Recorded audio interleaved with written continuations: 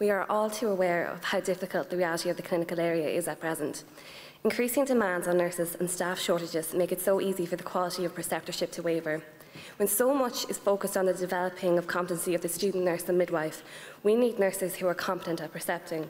The adoption of this motion allows for the mandatory yearly update training, which I feel is imperative to ensure quality learning in the ever-changing clinical environment. Thank you.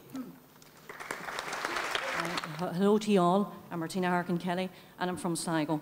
And the motion that I'm speaking about today is I'm calling conference and on the HSE to ensure that all mandatory training, including those that require completion of learning, and that should be via information technology, are completed within the working day of the professional nurse stroke midwife.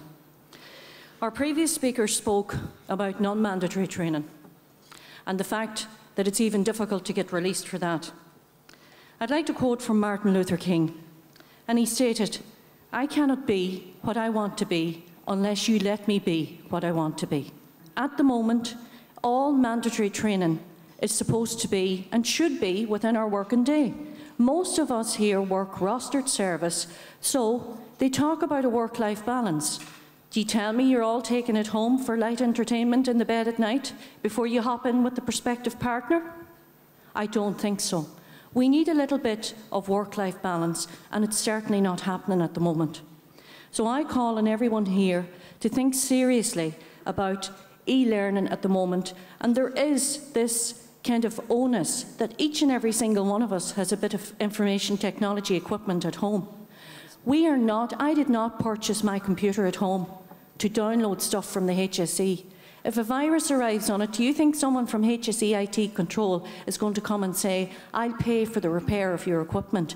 The answer, if somebody wants to know what the answer is we need to replace nurses and midwives first. Of all of the thousands that we have lost over the last number of years, which is 5,000 nurses and midwives gone, we've got to replace them. Then that will create employment. It is total absolute value for money. We have got to employ our graduates, our new graduates that are going away and that are being welcomed with open arms in every other country. Give employment. Put patients first, as we always do, but HICWA, HSE, etc. are only putting patients first on paper. Somebody must listen. For health and for our own well-being as nurses and midwives, because we are all getting sicker. Nurses and midwives are the... Could I just let conference know that this organisation has never agreed and will never agree to a full capacity protocol. I just want to make colleagues aware of a little curveball that the Minister has introduced into this whole equation as well, and it's when is a trolley not a trolley and when might we be able to call it a bed. So if it's a trolley in the ED, then it is a trolley. If it's in AAU, well, maybe it could be a bed, and if it's in day services or if it's in a ward, then we definitely could call it a bed, and therefore we can't count it as a trolley. So there's a lot of confusion as to what we should be counting.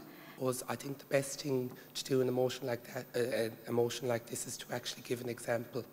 I came on my night duty recently where I had a 80-something-year-old man, bilateral total hip replacements, which in the last couple of years, fully dependent man, put on a trolley just before I came on my duty.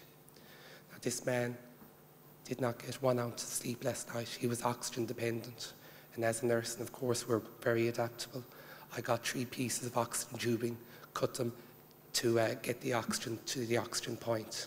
3 pieces of oxygen tubing. This man needed his oxygen. I ask you, is this nursing? Is this safe practice? Is this safe care? I don't think so. It is becoming more and more a regular occurrence where we're being told, aren't you lucky you might have just 1 trolley on a ward? We're lucky to have 2 trolleys. I ask, where is this actually going to stop? Will it be to the point where we'll be saying, aren't we lucky now not just to have 4 trolleys on a ward? So this is a very, very important motion, and I ask you all to support it strongly.